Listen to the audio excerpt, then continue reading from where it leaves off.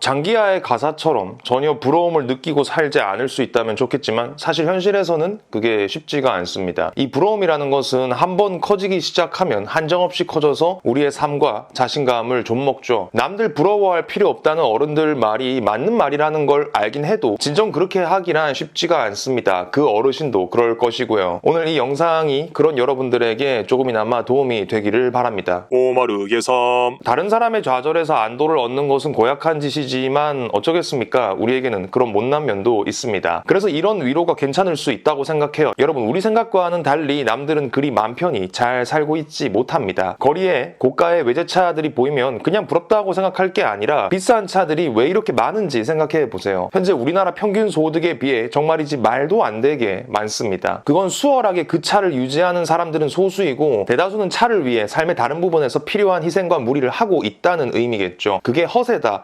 과소비다, 그런 이야기를 하려는 게 아닙니다. 쭉쭉 잘 나가고 멋진 외제차를 타는 것에 삶의 기쁨을 둘 수 있죠. 다만 지금 외제차를 안 굴리는 내가 감내하지 않는 것들을 그들은 감내하고 있다는 사실이 중요합니다. 그걸 싹 무시하고 결과만 마냥 부럽다고 말하면 그건 타당하지도 않고 그 사람들에겐 신뢰죠. 외제차를 안 타서 누리는 것들은 하나도 포기할 생각 없잖아요. 지금 넣고 있는 적금의 양이라던가 뭐 그런 거. 예전에 그런 차 광고가 있었어요. 요즘 어떻게 지내냐는 친구의 말에 그랜저로 대답했습니다. 광고가 끝나고 친구가 되물었겠죠. 아니, 그래서 요즘에 어떻게 지내냐고. 그랜저가 아니라 벤츠도 차주의 삶을 명료하게 설명해주지 못합니다. 그리고 이제 외제차를 수월하게 타는 소수의 사람들을 생각해 봅시다. 일단 그들은 그 차에서 특별한 감흥을 느끼지 못합니다. 자기 능력으로 샀건 돈 많은 부모님이 사주셨건 그렇습니다. 아마 전자가 후자보다는 처음 샀을 때의 뿌듯함, 기쁨은 더 있었을 것 같긴 하지만요. 제가 부자도 아닌데 그걸 어떻게 아느냐고요? 조금만 책을 읽어보고 자신과 주변의 삶에 비추어 보면 알 수 있죠. 인간의 욕심은 끝이 없고 물질이 줄 수 있는 설렘은 필연적으로 시한부입니다. 사람의 본성, 그 현재에 만족하지 못하고 자꾸 더 나음을 찾으려는 욕망이 없었다면 우린 지금까지도 스마트폰 대신 돌도끼를 들고 있었을지 모릅니다. 자기 능력으로 부자가 된 사람들은 아마도 더 나은 삶에 대한 욕구가 보통 사람보다 훨씬 클 겁니다. 100억만 벌고 놀 생각인 사람은 절대 100억을 벌 수 없다는 말 들어보셨나요? 문구가 아주 정확히는 기억이 안 나지만 그런 말이 있었습니다. 그 사람의 외제차와 재산을 부러워하기 전에 그가 사는 치열한 삶을 생각해 보세요. 그는 또 그런 성취에서 행복을 얻지만 거기에 따른 많은 희생을 안고 살겠죠. 대다수의 사람들은 성공보다 늦잠을 더 좋아합니다. 내가 아니라고 우겨도 내 삶이 그렇다고 대답하고 있습니다. 근데 그게 문제라는 건 아닙니다. 늦잠 실컷 자는 게 어때서요? 늦잠도 자면서 성공도 얻고 싶다면 도둑놈 심보겠지만요. 부러움이란 타인에 대해 하고 싶어서 하는 오해라는 걸 잊지 마세요. 그러면 원래부터 부모님이 부자라서 외제차를 타는 사람들은 부러워해도 되나요?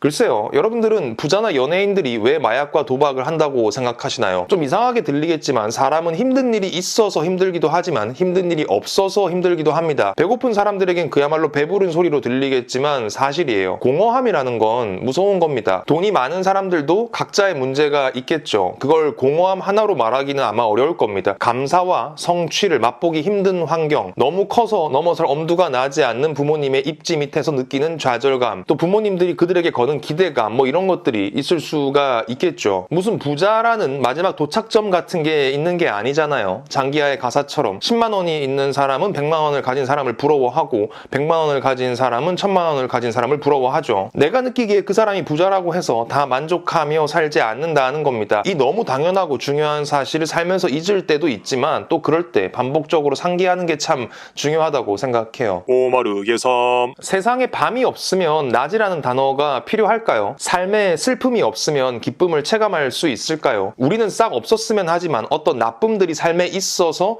좋음이 될 수가 있다고 생각합니다. 외제차를 타는 것도, 멋진 몸매를 갖는 것도, 주식을 하는 것도, 강아지를 키우는 것도, 연인이 있는 것도 없는 것도 다 장단이 있습니다. 삶에서 중요한 건 그 양쪽 균형을 이해하고 받아들이는 거라고 생각해요. 모든 삶에는 좋음과 나쁨이 있지만 그건 동전의 양면 같은 것이고 절대 한쪽만 존재할 수 없다는 것. 그러면 우리가 느끼는 이 타인에 대한 부러움이라는 게 얼마나 균형 잡히지 않은 말인지 느껴집니다. 대상의 복잡함을 무시하고 단면만 가지고 와서 자기 삶과 비교하고 굳이 좌절하는 것, 가급적 자제해야 하겠죠. 배우 조인성 님이 한 유튜브 방송에서 술을 마시며 한 말이 오랫동안 마음에 남았고 너무 좋은 이야기여서 댓글로 링크 남겨두겠습니다. 여러분 모두 부러움에 사로잡히기보단 삶의 복잡성을 받아들이며 각자의 행복을 찾을 수 있기를 바랍니다. 좋은 생각거리가 되기를 바랍니다. 구독과 좋아요, 알림 설정은 제작에 큰 힘이 됩니다. 오늘은 여기까지 하겠습니다. 감사합니다.